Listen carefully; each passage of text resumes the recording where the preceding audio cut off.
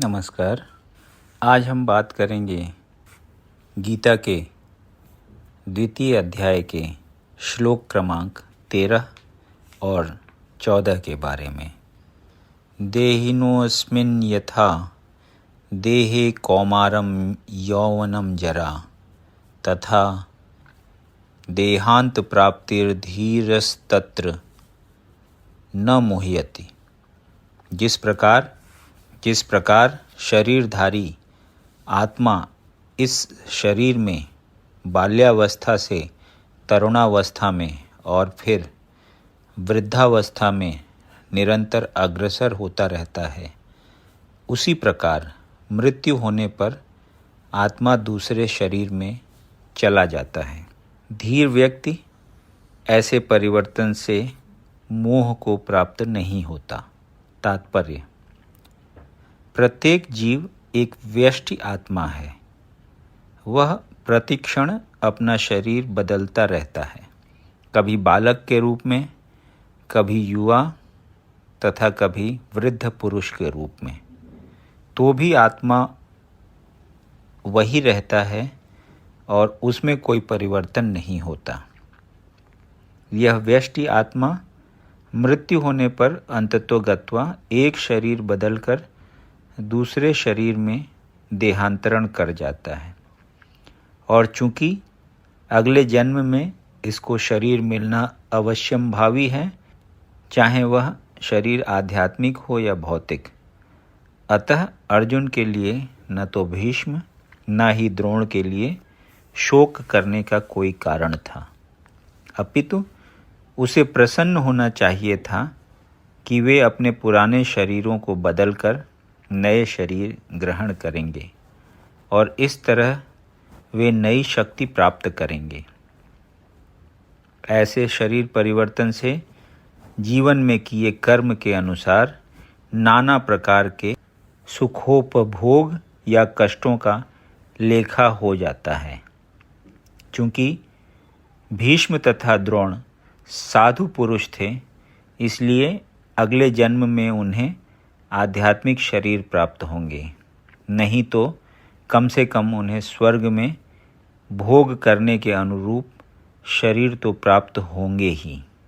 अतः दोनों ही दशाओं में शोक का कोई कारण नहीं था। जिस मनुष्य को व्यष्टि आत्मा, परमात्मा तथा भौतिक और आध्यात्मिक प्रकृति का पूर्ण ज्ञान होता है, वह धीर कहलाता है। ऐसा मनुष्य कभी भी शरीर परिवर्तन द्वारा ठगा नहीं जाता। आत्मा के एकांतवाद का मायावादी सिद्धांत मान्य नहीं हो सकता, क्योंकि आत्मा के इस प्रकार विखंडन से परमेश्वर विखंडनीय या परिवर्तनशील हो जाएगा, जो परमात्मा के अपरिवर्तनीय होने के सिद्धांत के विरुद्ध होगा। गीता में पुष्टि हुई है कि परमात्मा के खंडों का शाश्वत अस्तित्व है, जिसे क्षर कहा जाता है, अर्थात उनमें भौतिक प्रकृति में गिरने की प्रवृत्ति होती है। ये भिन्न अंश नित्य भिन्न रहते हैं, यहाँ तक कि मुक्ति के बाद भी व्यष्टि आत्मा जैसे का तैसा भिन्न अंश बना रहता है, किंतु एक बार मुक्त होने पर वह श्री भगवान के साथ सच्चिदानंद रूप में रहता है। परमात्मा पर प्रतिबिंबवाद का सिद्धांत व्यवहृत किया जा सकता है, जो प्रत्येक शरीर में विद्यमान रहता है। यह व्यष्टि जीव से भिन्न होता है।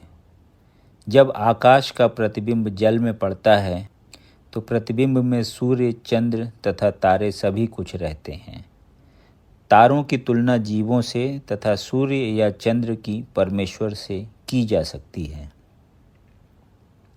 व्यष्टि अंश आत्मा को अर्जुन के रूप में और परमात्मा को श्री भगवान के रूप में प्रदर्शित किया जाता है। जैसा कि चतुर्थ अध्याय के प्रारंभ में स्पष्ट है कि वे एक ही स्तर पर नहीं होते। यदि अर्जुन कृष्ण के समान स्तर पर हो और कृष्ण अर्जुन से श्रेष्ठतर न हों तो उनमें उपदेशक तथा उपदिष्ट का संबंध अर्थहीन होगा। यदि ये दोनों माया द्वारा मोहित होते हैं तो एक को उपदेशक तथा दूसरे को उपदिष्ट होने की कोई आवश्यकता नहीं है। ऐसा उपदेश व्यर्थ होगा, क्योंकि माया के चंगुल में रहकर कोई भी प्रामाणिक उपदेशक नहीं बन सकता।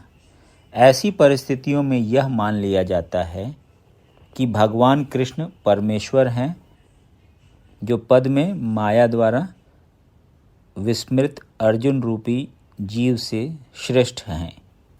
मात्रा स्पर्शास्तु कौन्तेय शीतोष्ण सुख दुख दाह आगमापायनो अनित्यस्तांस्तितिक्षस्व भारत।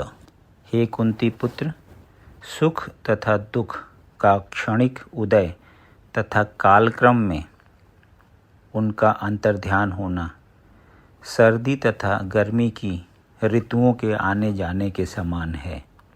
हे भरतवंशी, वे इंद्रिय बोध से उत्पन्न होते हैं और मनुष्य को चाहिए कि अविचल भाव से इनको सहन करना सीखे।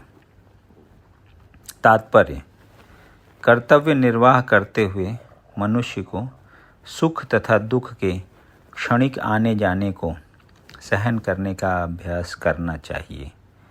वैदिक आदेशानुसार मनुष्य को माघ के मास में भी प्रातःकाल स्नान करना चाहिए। उस समय अत्यधिक ठंड पड़ती है, किंतु जो धार्मिक नियमों का पालन करने वाला है वह स्नान करने में तनिक भी नहीं झिझकता।